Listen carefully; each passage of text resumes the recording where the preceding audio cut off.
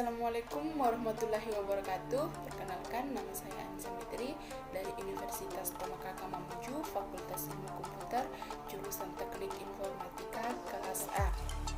Tujuan saya kali ini membuat video yaitu untuk memenuhi tugas final oleh mata kuliah PPKN. Baik, langsung saja kita ke poin yang pertama, yaitu jelaskan pengertian pendidikan kewarganegaraan dan manfaatnya bagi perguruan tinggi.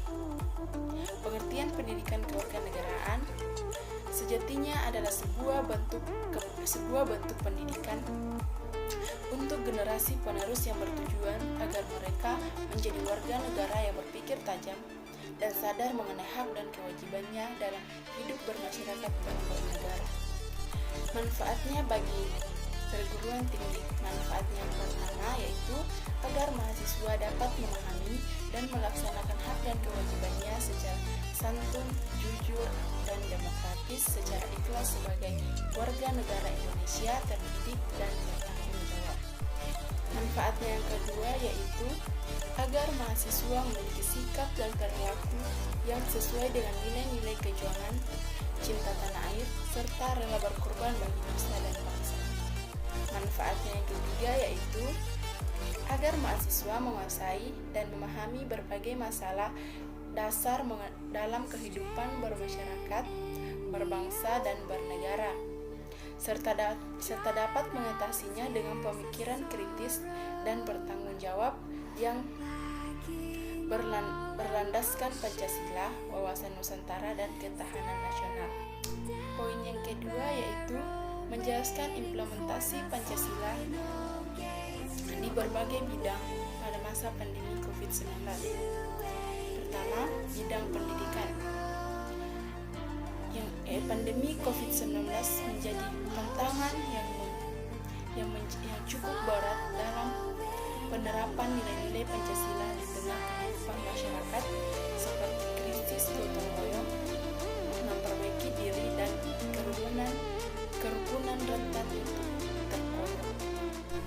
Berdasarkan hal tersebut, Lembaga Pengembangan dan Penjamin Mutu Pendidikan menggelar binar bertajuk Penjabaran dan Implementasi Nilai Pancasila di Era Pandemi COVID-19, di mana pada saat binar tersebut Dr. Hasan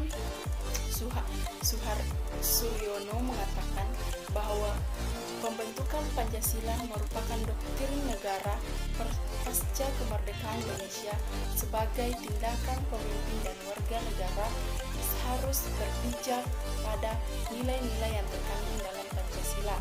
Dan ia menyebutkan 9 nilai dasar Pancasila dan praktik hukum. Nilai dasar Pancasila menjadi sistem hukum dan pelaksanaan masa COVID-19 adalah nilai-nilai dasar Pancasila, norma etik, norma hukum, sistem hukum, kehidupan bermasyarakat, kehidupan bernegara, kehidupan berbangsa, kehidupan internasional, dan ketidakharmonisan secara horizontal. Yang kedua, di bidang politik. Dibuat berbagai macam bentuk pasal yang akan mengatur kebijakan negara terhadap kehidupan politik. Pasal yang pertama yaitu pasal 26 ayat 1 yang mengatur tentang orang yang menjadi warga negara Republik Indonesia. Pasal yang kedua yaitu pasal 27 ayat 1 yang memberikan pernyataan terhadap kedudukan warga negara yang berada di hukum dan juga pemerintahan tanpa adanya kekecualian. Implementasi Pancasila di bidang politik di masa pandemi yaitu Pancasila menjadi modal bagi bangsa ini untuk mengatasi pandemi COVID-19. Kita bisa melihat gotong royong di semua lapisan bangsa. Ini membuktikan bahwa jiwa dan roh Pancasila telah diduplikasikan dalam cara berpikir, bertindak, berrealisasi anak bangsa, dan mewujudkan nilai kemanusiaan dan solidaritas. Yang ketiga, di bidang sosial budaya. Di setiap gerakan langkah bangsa ini telah tercermin nilai-nilai karakter, kebiasaan budaya yang terrangkum di dalam Pancasila itu sendiri. Tiada lain, Pancasila lahir dari bumi Indonesia. Digali dari budaya, karakteristik, nilai tatanan hidup masyarakat Indonesia yang beratus-ratus tahun lamanya telah berkembang dalam peradaban Nusantara. Karakteristik ini hendaknya tetap tercermin di setiap gerakan langkah masyarakat kita, terutama generasi muda dan anak-anak kita di tengah maraknya budaya asing atau ideologi asing yang bertentangan dengan jati diri kita. Apalagi dalam kondisi pandemi COVID-19 ini, negara kita sedang berjuang melawan pandemi COVID-19 ini. Pemerintah telah melakukan berbagai upaya untuk menanggulangi kondisi ini. Memang pandemi ini sangat dahsyat, memporak-porandakan berbagai elemen masyarakat, tidak hanya kesehatan namun juga menghambat dan bahkan merusak ekonomi, sosial, budaya, pendidikan masyarakat. Pemerintah telah memberlakukan himbauan bekerja dari rumah, belajar dari rumah, dan berdoa dari rumah untuk mengantisipasi penyebaran virus ini semakin luas. Poin yang ketiga yaitu menjelaskan pengertian demokrasi dan korupsi dan bagaimana kondisi demokrasi dan korupsi di Indonesia saat ini.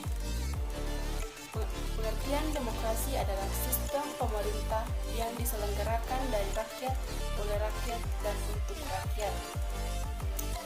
Pengertian korupsi adalah tindakan seseorang yang menyalahgunakan kepercayaan dalam suatu masalah atau organisasi untuk menciptakan keuntungan sendiri.